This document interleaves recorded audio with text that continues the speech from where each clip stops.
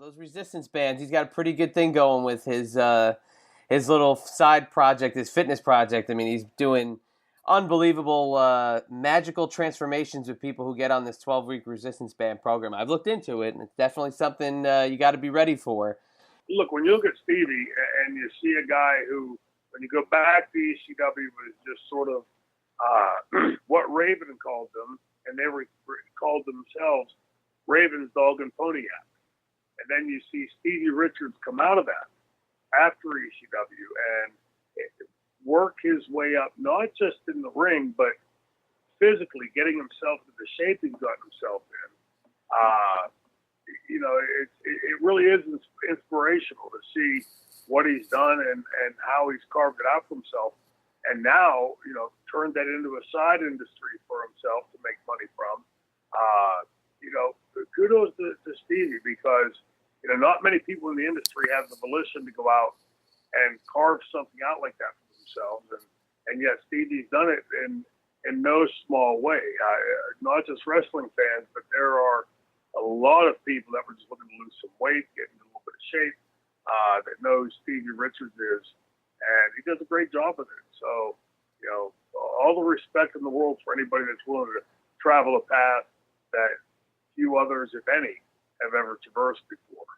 It's a good thing he came up with that now versus in '96, because that could have killed the whole Blue Meanie character if he got Meanie on the bands back in '96. Yeah, no kidding, right? And let's face it, the one thing you really got to give Stevie credit for the ECW years is having what I consider to be the all-time greatest mullet in professional wrestling history. And as somebody who rocked the mullet for a few years, I can tell you my best mullet never touched Stevie Richards' mullet. That was one incredible mullet era. I got to tell you, I mean, I love Stevie and what he does now, but I mean, his time in 95, 96 in ECW was so underrated as like a guy who was he was such an integral part of so many shows, and not as the flunky. He made the flunky like a real come-to-life character, and all those things that he was doing, whether it was the comedy or getting in a match and being competitive, it was like everything he did was just unbelievably entertaining at that point. And it was like it let that light on ECW shine in, that it wasn't all the blood and guts, that there was some other little elements that could draw people in from different aspects of being a wrestling fan.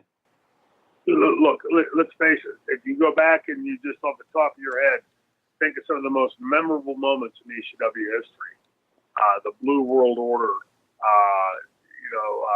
Stevie Richards and Blue Meanie and Nova, doing what they did, those were, for all the people that just want to take a shot and say, ECW is the blood and guts company. You go back and you watch their segments. They were as entertaining as anything you would see in any of the big companies before or since, and really helped set a tone for ECW. I mean, let's face it, you can't ever have every segment, every match going out and decapitating somebody and spilling quarts of blood and everything else, and keep doing that one after the next after the next.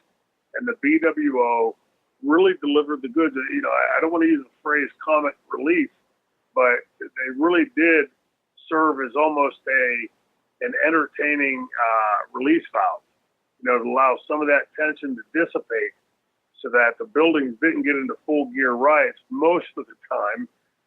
But they really did entertain the crowd. They really did deliver. And for Stevie, from Stevie's point of view, you could tell then, looking back now, that he saw something bigger in the grand scheme of things for himself. He wasn't just a flunky. He was not just a guy out to support one of the top guys. But Stevie Richards saw a path for himself leading down the road to become something after ECW and post ECW.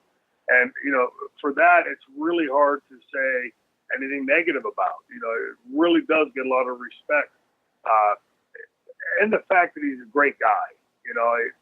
You add those things together and see what he's done with his career since ECW, when it would have been very easy for him to just sort of melt off into the woodwork as being part of the blood and guts company that, a little bit of humor here and there and sail off into the sunset. Stevie Richards has continued to be a force in the professional wrestling industry.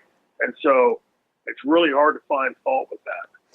Did they ever break you at all when you were in like full blown franchise mode where you're ready to tear the head off of somebody and you kind of either look over and see them or saw something they were doing and it kind of broke that franchise, mindset that you were getting into? Almost every time. That's why I try to ignore them as much as possible because,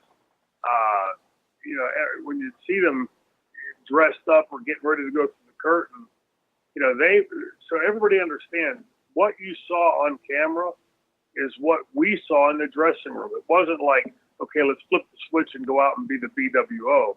What they were doing in front of the cameras is the same thing they were doing in the dressing room. And it really did, pull your attention away from whatever mindset you had. And they were compelling. You couldn't not watch. It wasn't like, oh, hey, there's these really entertaining guys over there, but I'm getting ready for this big match. I'm just going to ignore them. Of course they drew your attention because as good as they were on camera, they were every bit that good in the dressing room.